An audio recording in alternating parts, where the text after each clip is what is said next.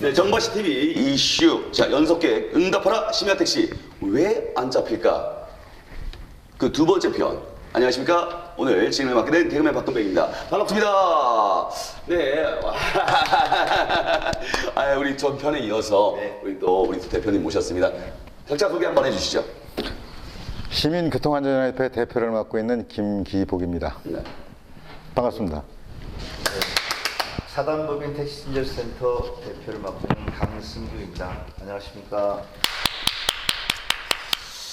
자, 그러면은 그 전편에 이어서 우리 택시 기사님들이 코로나 이후에 택시 기사님들이 택시 기사를 그만두고 배달 뭐 이런 택배 이런 업체로 다 떠나셨다. 뭐 떠나서 우리가 지금 택시를 못 타고 있다. 이런 말이 있습니다. 자, 우리 어떤가요? 뭐 이런 문제 살펴보려고 하는데 이제 어떻게 생각하세요? 네. 뭐 이제 그 언론에 그렇게 많이 보도가 됐죠. 그 실제로 보면은 예, 코로나 이전과 이후를 비교해 보면 서울에서만 이 법인 택시 그 직업적으로 운전하시던 운전자분들이 한 10,000명 정도 그만두신 걸로 이렇게 나와요. 근데 실질적으로 이제 그 심야 시간에 예, 그 택시가 이제 필요한 시간에 법인 택시가 그만큼 이제 안 나와서 운행을 하다 보니까 이제 불편하다 이런 얘기거든요. 거기다가 지금 우리가 먼저도 얘기했지만 개인 택시는 고령화로 인해 가지고 저녁 시간대 운행을 기피하는 현상이 생겨요. 그러면 이 개인 택시가 운행을 기피하는 시간대가 언제냐? 예를 보면 퇴근 시간인 저녁 6시 이후부터 계속해서 이렇게 급격하게 운행 대수가 줄어듭니다. 그 실질적으로 이제 우리가 이제 회식이나 뭐 저녁 모임을 끝내고 이제 돌아가는 시간 11시 뭐 이 정도가 되면 거의 개인 택시 운행이 주간에 비교해서 한 30% 정도밖에 운행을 안 하는, 한 70%가 운행을 안 하는 이런 정도로 가거든요. 그러니까 당연히 심야 시간대 이 이용 승객이 집중되는 시간에는 심야 택시 대란이 일 수밖에 없다는 거죠. 그리고 역시 법인 택시도 고령화되기는 마찬가지예요. 네. 그래서 실질적으로 이제 그 오전 오후 교대를 하면 오전 근무를 더 선호하고 오후 근무를 돈을 더 버는데도 좀 기피하는 그런 현상이 있습니다. 그래서 이 문제는 결론적으로 뭐냐면 택시 운전자의 고령화다. 그러니까 이제 젊은 사람들이 직업으로서 종사할 수가 없다가 보니까 정년 퇴직하고 나서 딴 데 어디 이제 직장 잡을 데 없는 이런 분들이 법인 택시나 개인 택시 쪽으로 지금 나봐 있다는 얘기. 이분들이 오셔서 그리고 젊은 사람들이 정말 운행을 해야 할 수 있는 이런 사람들은 자꾸 빠져나가고 있다는 얘기죠. 그러면 이제 이게 결국은 이렇게 택시 산업이 붕괴가 되면 결국 이용자들의 불편은 계속될 수밖에 없다는 얘기죠. 그렇죠. 그래서 지금 심야 시간에 택시 운행을 유도하기 위해서 이른바 정부가 내놓은 대책이라고 하는 것이 뭐냐면 심야 할증료. 그래서 들었잖아요. 심야 할증료를 막 10시부터 앞당기고 뭐 또 맞아요. 11시부터 1시까지는 뭐 40% 뭐 이렇게 더 받을 수 있게끔 한다. 그다음에 호출료를 4,000원, 5,000원 받게 한다. 그러니까 뭐 4,000원, 5,000원 뭐 일반 그 승객들은 잘 구분이 안 되실 거예요. 이게 뭐 카카오 블루라 그래가지고 브랜드 택시가 있고, 그다음에 이제 4,000원을 받을 수 있다고 하는 건 이제 이른바 일반 택시인데, 일반 그는 뭐냐면 그냥 그 플랫폼이 중개만 하는 택시야. 이거 일반 택시, 중개만 하는 택시는 4,000원을 받도록 하고, 이 카카오 블루라고 하는 이런 택시에 대해서는 5,000원을 받도록 하겠다 해서 심야에 택시 기사들을 많이 유도하겠다. 이렇게 해서 이걸 받도록 하면 택시 기사의 월급이 40~50만 원 정도 더 소득이 늘어날 것이다.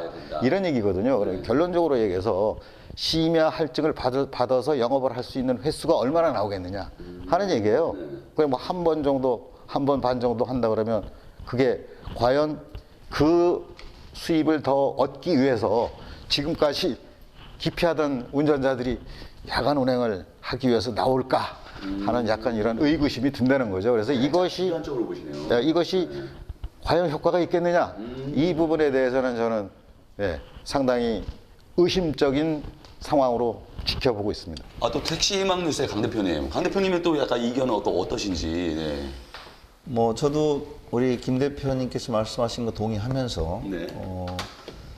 심야 시간대 택시 대란은 실질적으로 심야 시간에 운행하는 택시는 법인 택시였습니다. 지금 거의가 많이 있는데 그 법인 택시가 현장에서 나오지를 못하니까 운행을 못하니까 네. 결과적으로는 택시가 없는 거지 않습니까? 그거를 대체하기 위해서는 이제 탄력 요금제 또는 여러 가지 이번 발표안대로 본다면 과연 이것이 그렇게 했을 때 얼마나 더 나오겠느냐. 특히 노령화되어 있는 기사들이 그렇죠. 돈을 조금 더 받는다고 해서 그 시간대에 나오겠느냐 하는 것이 회의적이라는 말씀을 같이 드리고요.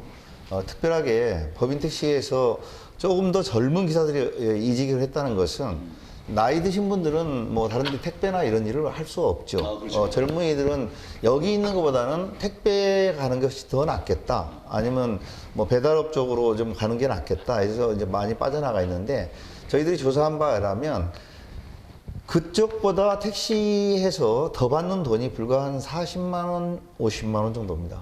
나가서 택시를 해서요? 예, 택시보다 배달업 쪽으로 이직해서 가서 버는 돈이 택시 기사들의 평균 임금 수준에 비례해 보면 한 4, 50만 원 정도 더 받거든요. 그런데도 택시에서는 심야 시간대에 보면 특히 이제 영업, 소위 이제 융업소 주변에 심야 시간에 택시가 승차하는 심각한데 융업소에 가면 거의가 술을 드신 분들이거든요. 그러니까 술 먹다 기분 좋은 분들이지만 기분 나쁜 사람들은 택시 타면 거기에다 너무 또 애꿎질 합니다. 그냥 파출소랑 일이고요. 그러니까 한 번 그냥 물리면 그날 일하는 거 다 버려야 되는 이런 상황이다 보니까 기피하게 됩니다. 그래서 저는 택시의 이런 승차의 전체적인 질서의 문화도 문제이고 이런 것들까지 좀 답을 내놔야 되는데 그런 문제는 전혀 이번에 대책에서는 없더라고요. 그리고 더더욱이 이제 뭐 개인 택시 하는 입장에서는 이런 얘기 들으면 좀 섭섭해 할 수 있겠는데 과거에도 저희들이 서울시에서 의무로 좀 운행을 하도록 하는 이런 조항도 좀 고민을 해봤습니다. 기억나실지 모르겠지만 옛날에 김포항에 택시가 없을 때는 의무적으로 각 회사별로 하루에 2번씩 무조건 들어가라. 이런 것들이 있었어요. 그러니까 이런 것들은 좀 강제하지 아니하고 없고 그냥 현재 탄력 요금제 이런 것들로 간다는 것은 결과적으로는 플랫폼 택시의 요구대로 탄력 요금을 또 수용하고 그들의 요구대로 이런 것들이 좀 잡히지 않았나 하는 아쉬움이 있고요. 그래서 저는 정말 이 대책을 발표한 걸 쭉 보면서 아까 말씀했듯이 계속 잘못된 제도에 누더기를 입힌 꼴이다 이런 생각을 합니다. 그렇습니다. 그럼 우리 대표님, 그럼 정책이 나왔어요. 심야 우리 택시에 10,000원, 10,000원, 우리 택시 요금 10,000원 올리면은 그 떠난 기사님들이 다 과연 돌아올까? 그러니까 택시 요금만 올려가지고 돌아오겠어요? 근본적인 문제는 네네. 택시 운전대를 잡고 있는 당사자, 네. 운전자의 소득이 높아지고 네. 환경이 좋아져서 일할 수 있는 분위기를 만들어줘야 돌아오는 거죠. 그냥 그렇지 근본적인 않습니까? 것부터. 네. 다 그래서 해야죠. 지금 이제 그 대책이 나온 게 있어요. 네네. 자, 심야 시간에 운행을 늘리기 위해서 개인 택시 부재를 다 해제한다는 얘기예요. 이렇게 되면 결국은 개인 택시가 한 30% 정도 더 늘어날 것이다. 이런 주장을 한단 말이에요. 그런데 개인 택시 운전사가 이 사람은 사람이 아니고 그냥 택시 기계입니까? 네. 어떻게 근무 하루 8시간, 9시간 하면 쉬어야지. 또 쉬지 않고 또 나와요. 그러니까 지금 2부제를 하나, 3부제를 하나, 부제를 푸나 결국은 사람이 일할 수 있는 하루에 일할 수 있는 시간은 크게 변하지 않는다는 얘기예요. 여기에서 부제 해제한다고 나이 먹은 그 개인 택시 운전사들이 젊어집니까? 통계를 보면은요, 개인 택시 같은 경우에는 70%가 넘게 다 60세 이상이에요. 네. 네? 여기에 75세가 넘는 사람도 500명이 넘어요. 네. 예. 이 정도로 이게 고령화돼 있단 말이죠. 그러니까 이제 이렇게 돼 있는데 이게 이 고령화될 수밖에 없는 게 개인 택시 신규 면허 가 발급되지 않잖아요. 네. 그러니까 옛날에 받았던 사람들이 그대로 유지하고 있기 때문이야. 그리고 이제 이것을 결국 이제 양수 받아야 될 사람들은 돈을 지금 현재 이래 봐가지고 개인 택시도 사업이 안 돼. 젊은 사람들이 봐가지고 법인 택시가 월급이 안 나오는데 개인 택시라고 나오겠어요. 그러니까 지금 개인 택시가 양수 되는 차들마저도 직장에서 정년퇴직하고 나이 먹어서 노후에 할 일 없는 사람들이 개인 택시 면허를 또 새로 사요.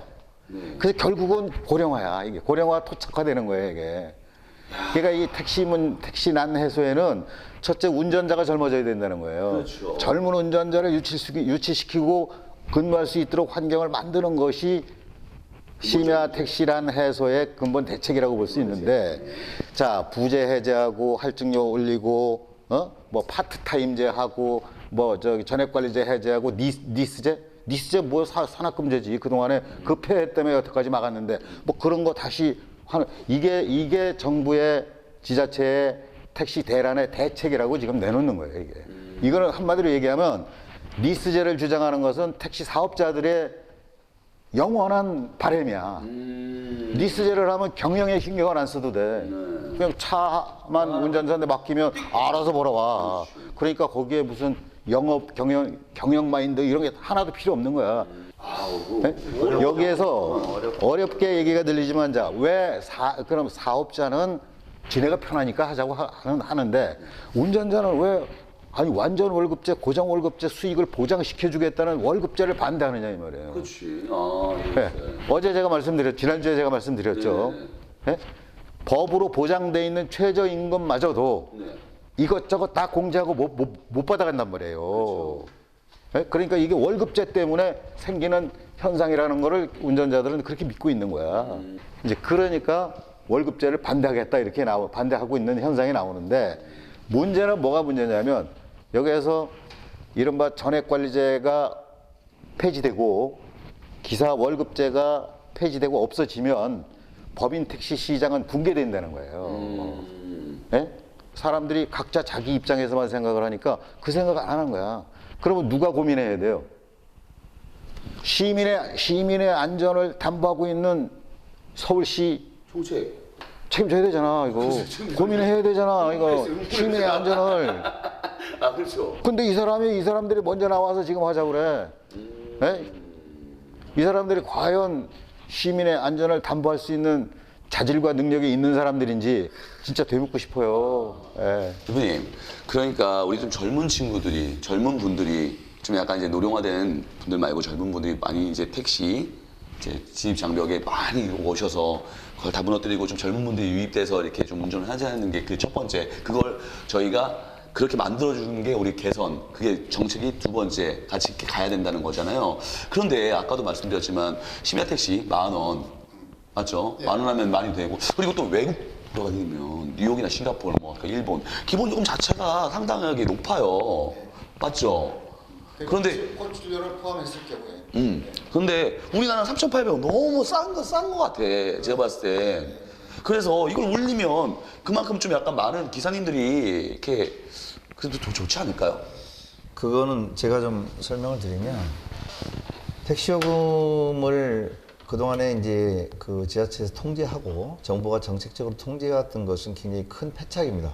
택시 문제가 현재 이렇게 좀 잘못되도록 한 기여한 원인이다라고 저는 지적하면서, 그나마 저희들이 지난번 3,800원 요금 인상할 당시도 서울시에서 그런 토론을 했습니다만, 그때도 일본의 유형에 맞춰서, 지금 일본의 이제 기본적인 3분의 1 정도 수준인데 어쨌든 최소한 한 2분의 1 정도까지 올릴 수 있는 이런 모션을 만들어야 된다 했는데, 그런 것들을 이제 서울시의 물가대책심의위원회나 또는 뭐 시의회에서 반대해가지고 이제 올리지를 못하고 3,800원 규정했는데, 전국적으로 서울이 결정되면 전국에 이제 모범이 됩니다. 기준이 되기 때문에. 예, 그래서 그런 과정이었는데, 저는 요금 정책에 있어서는 시장 자율 수정에 맡겨야 된다라고 하고, 왜 그러냐면 저희들이 현장에서 여론조사를 해보면 시민들은 친절한 택시를 타고 싶다 하는 거고요.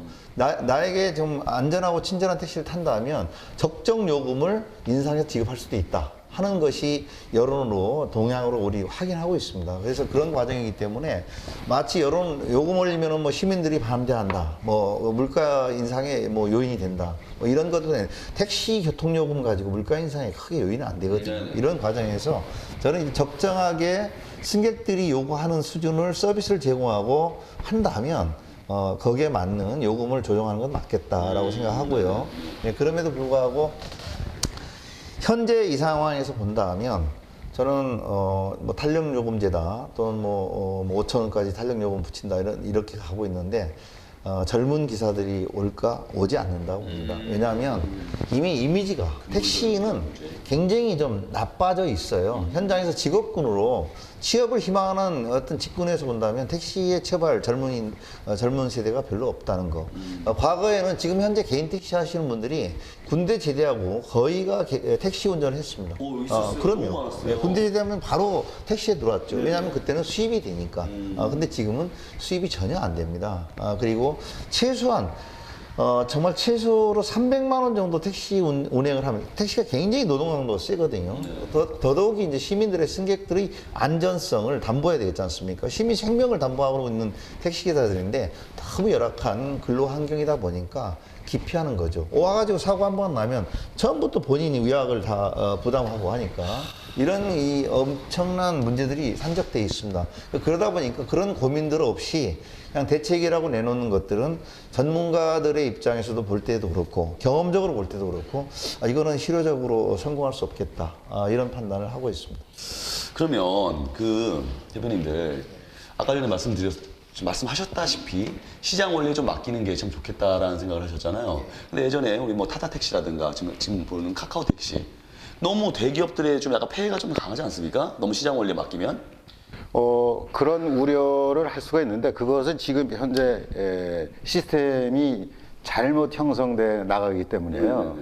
그러니까 이제 이 현재는 카카오 같은 이런 브랜드 콜 하는 그 플랫폼 업체가 할 수 있는 역할은 뭐냐면 중개 수수료 먹는 거예요. 중개 수수료. 그런 거고 택시 이른바 요금 운임이라고 하는 얘기가 맞는데 택시 운임이라고 하는 것은 택시를 운행하면서 들어가는 이른바 원가 그다음에 우리 노동자의 근로 대가 이것을 산출해서 근거를 해가지고 만들어내는 거거든요. 이게 아까도 얘기했지만은 적절한 균형이 맞아야 된다는 얘기예요. 어느 한쪽으로 편중되면 이건 성공할 수가 없다는 얘기죠. 그래서 이걸 지금 현재 왜 탄력 요금제를 얘기하고 이 요금 문제를 자꾸 얘기하냐면 현재 많이 볼 거예요. IM 택시라고 있어요. 그래서 지금 IM 택시라든가 벤티라든가 이건 전부 다 요금 규제 안 합니다. 예를 들면 최저 요금과 최고 요금을 정해놓고 상황에 따라서 적절하게 탄력적으로 요금을 받을 수 있게끔 이렇게 운영을 해요. 근데 지금 이 택시는 안 돼. 네.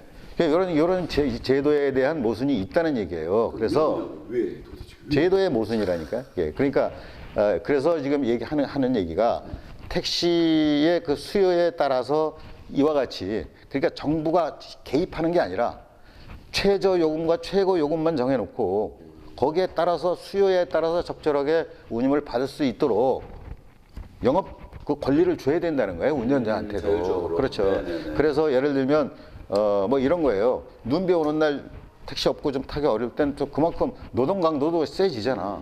또 야간에 운행하는 게 주간에 운행하는 것보다 세지잖아. 그럼 더 요금을 받아야지 수익을 더 가져갈 거 아닙니까? 그리고 엄연히 우리 근로기준법에 그렇게 명시하고 있어요. 노동 환경에 따라서 수당을 달리 지급하도록 만들어 놓고 있지 않습니까?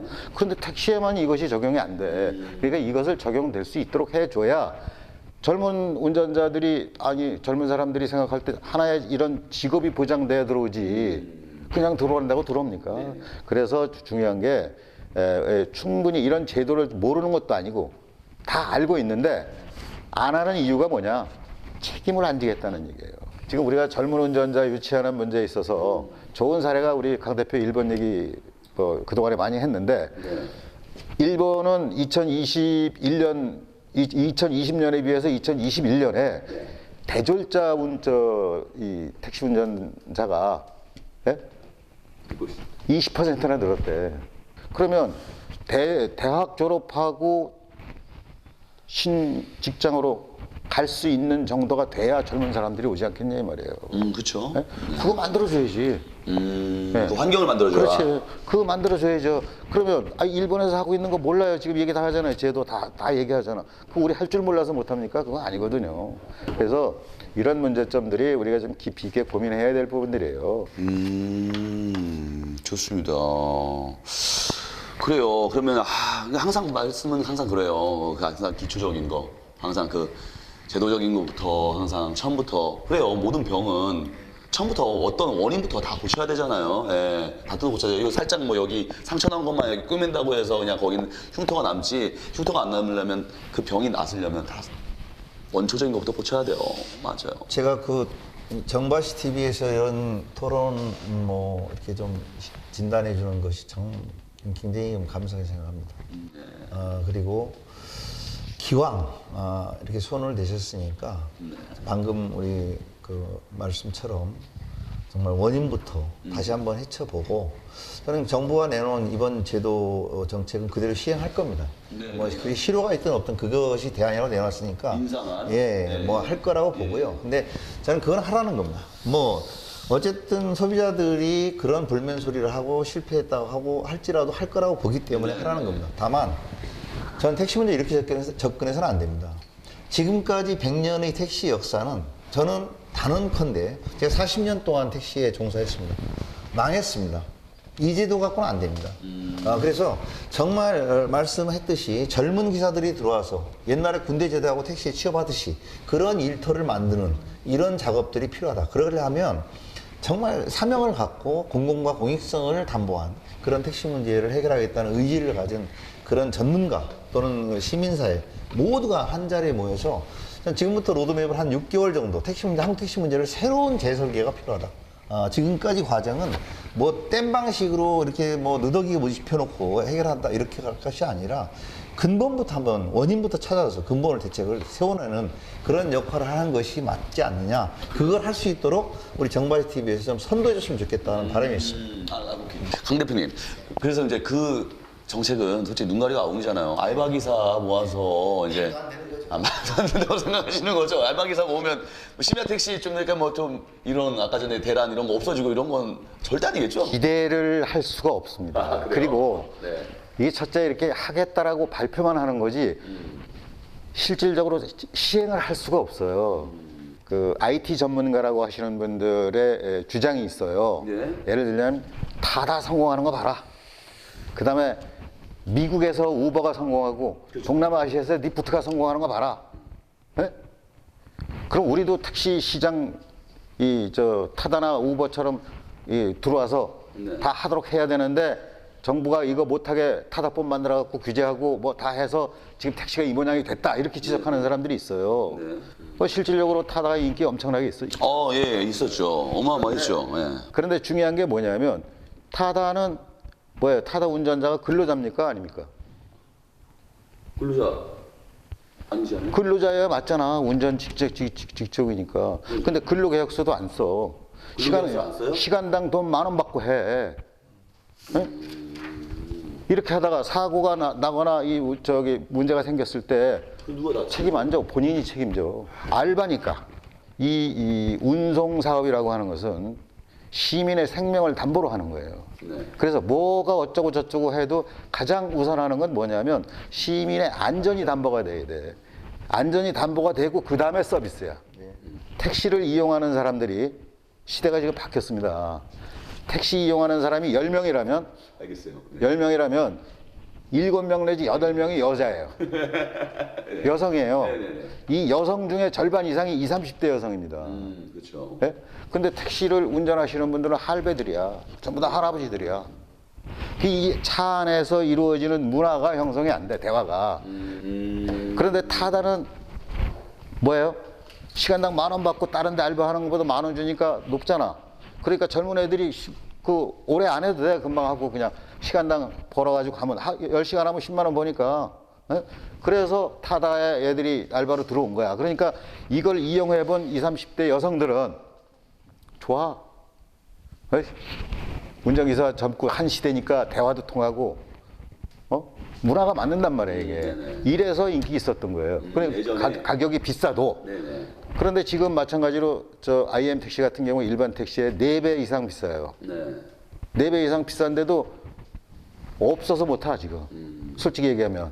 그럼 무슨 얘기냐면 아까 강 대표 얘기한 대로 우리 택시를 이용하는 시민들은 택시 요금이 비싸도 서비스가 좋고 안전한 택시면은 비싼 요금을 낼 의향이 있죠. 의향이 있다 이거야. 의사가 있다 이거야. 비싼 요금을 내고서라도 나는 안전하고 좋은 서비스를 이용하고 싶다라는 얘기예요. 이 욕구가 있단 말이에요. 그렇죠. 그런데 이거를 중간에 정부가 지자체가 맡고 있고. 막아 규제하고 요금 있고. 규제를. 그러니까 이 꼬라지가 될 수밖에 없는 거예요. 항상 근본적인 문제는 아까 그냥 돌고 도네요. 지금 상황에서. 맞죠. 그래서 저는 이제 그런 말씀을 정말 뭔가 한번 끊어줘야 된다. 택시 변천사 이렇게 쭉 보면 그런 과정들이 있습니다. 끊을 때 끊어주지 못한 이런 것들이 결국 현재 이렇게 많은 망조든 택시가 돼버렸다. 심야에 나와서 운행할 이 에너지 넘치는 젊은이들이 나와서 운행해야 되는데 그건 젊은 기사가 없지 않습니까? 그들이 다시 올 수 있는 환경을 만드는 그래서 근본에 정말 원인을 분석하고 네. 근본 대안을 제시하는 거기 근본 대안으로는 저는 일본 택시 유형을 직접적 도입을 안 하더라도 많이 벤치마킹 해야 된다고 저는 생각합니다. 동남아 아까 뭐 싱가포르도 얘기고 다 했습니다. 네. 저희들이 다 관측해 본 거는 한국하고 가장 환경이 맞는 곳이 일본 택시입니다. 일본이에요? 예. 그래서 그런 것들을 잘 좀 유입한다면 저는 지금 이번 발표에 보면서 가장 깜짝 놀란 것이 뭐 여러 가지 과정인데 탄력 요금도 좋고 뭐 다 좋다는 겁니다. 니스도 좋고 이 문제가 해결된다면 해보자는 겁니다. 그런데 저는 결코 해결될 수 없다. 따라서 전체적인 다시 종합 어떤 컨트롤 타워를 만들어내는 그런 심정으로 한번 가지 않으면 저는 이 문제가 해결되기는 좀 어려울 거다 생각합니다. 참 어때요? 택시 얘기해 보니까 재미있습니까? 아니요, 걱정되죠. 아니, 택시기사님의 로고, 정말. 이게, 저는 아까 제가 옛날에 여자친구가, 좀 약간 사담인데요. 옛날에 여자친구를 사귀었는데 여자친구 아버지가 택시기사님이었어요. 예, 그래서, 근데 그때 택시기사님께서 아버지였죠. 그때 여자친구 아버지께서 하루는 너무 표정이 안 좋으신 거예요.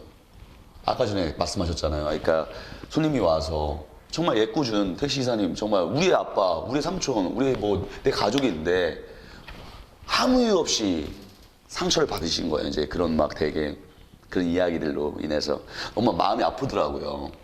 근데 어느 편에 보면은 제가 승차 거부하시는 택시를 보면은 또 막 제가 마음이 왜 또 막 우리 아빠가 생각 안 나고 왜 저렇게 가는 거야 이러면서 또 화가 나더라고요.